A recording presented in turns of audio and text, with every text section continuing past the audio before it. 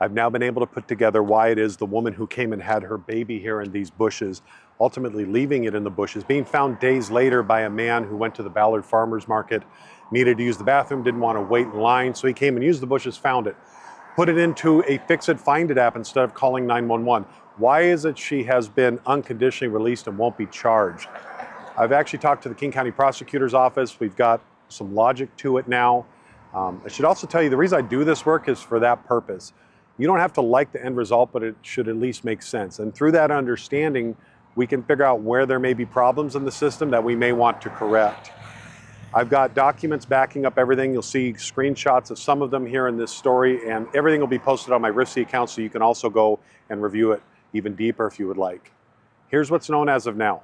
The situation began to come to light on February 22nd of 2023 when Seattle Animal Control called 911 about a deceased infant in a bush. The 911 call taker was told by Animal Control that they received a submission through the city's Fix and Find It app, Dead Animal tab. The person reporting later said he used that tab because he could not find a tab for dead human body. Instead, the submission read, "Dead baby abandoned in bushes," and he included a photo showing the infant, whose body by then had began to be eaten by animals. The citizen who submitted the report was identified as Ben Trampish. Seattle police officers Brandon and Ladd were dispatched, and upon arrival, located the male infant in the bushes matching the photo Trampish had submitted. During the investigation, it was learned that Trampish had actually submitted the complaint on the 19th, but due to him not calling 911 and instead using the app, and the fact that he had reported it leading into a holiday weekend, it took 3 more additional days for the report to even be seen and 911 to be called by Animal Control. Upon Seattle police interviewing Trampish, they learned that he and his family had gone to Ballard Street Fair. Trampish needed to urinate, but not wanting to wait in line, he went into the bushes across the way while his wife and kids waited in the car. It was then he saw the infant's body. Trampish went on to tell investigators that, quote, "My experience with this kind of thing, with 911, is that I would have to stay there until, a responding officer came," end quote. It's not clear if this means that Trampish has a history of finding dead babies in bushes, or if the normal things he runs into and dead babies in bushes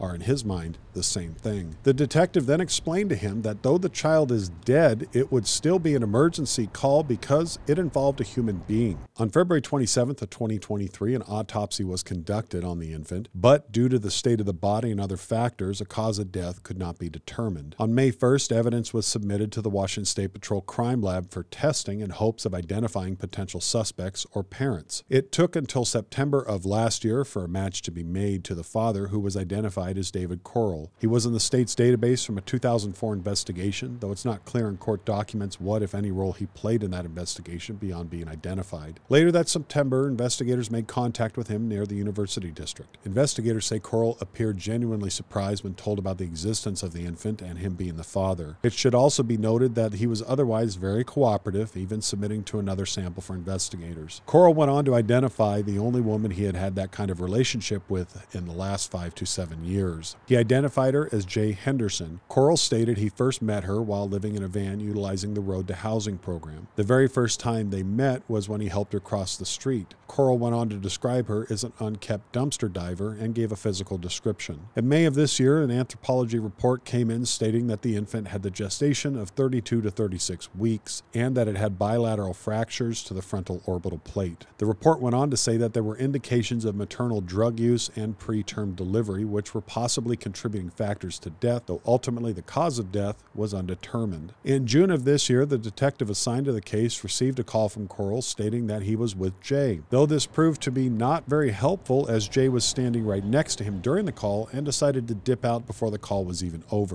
Presumably, this was because she knew law enforcement was now looking for her. However, on July 23rd of this year, law enforcement were able to catch up to Henderson and take her into custody. DNA was matched between her and the infant, and she told investigators the following: that she was unaware she was pregnant before going into labor, that she stayed with the infant for 4 to 5 hours after birth before putting it into the bushes, that she was riding a bike before having labor pains and giving birth while on her knees. When asked if the baby made noises, she said that it made noises she had never heard before for about 2 to 4 minutes, saying the noises sounded like a small animal, dog, or cat. She stated after placing the baby into the bushes that she took a bus to Coral's apartment. She also was observed having multiple conversations with herself, and when asked, she said she was talking to Echo and Bird. She went on to say that Echo and Bird had the baby through her. She also asked numerous times if investigators could tell her if the baby was actually real and had that all really even happened. She also stated she tried to flag down several cars for help, including a police car, at the time of birth. She was then booked in for manslaughter in the second degree. However, prosecutors have declined to charge her, and she has been released unconditionally. Here's why, according to the King County Prosecutor's Office. Quote, "The only evidence that the baby was born alive comes from the woman's statements that the baby made noises for a couple of minutes after she was born. Due to the mental state at the time her statement was made, including hearing voices, according to police investigators, it is difficult to determine how reliable her statements are. Regardless, the statement will not be admissible on charges of homicide because the police and prosecutors do not have independent evidence that a homicide occurred, from the medical examiner's report or otherwise. Without the statement, there is no evidence that the baby was born alive. Because there is no independent evidence that the baby was born alive, the state is declining to file charges." That statement then goes on to cite existing case law used to determine the outcome of this situation.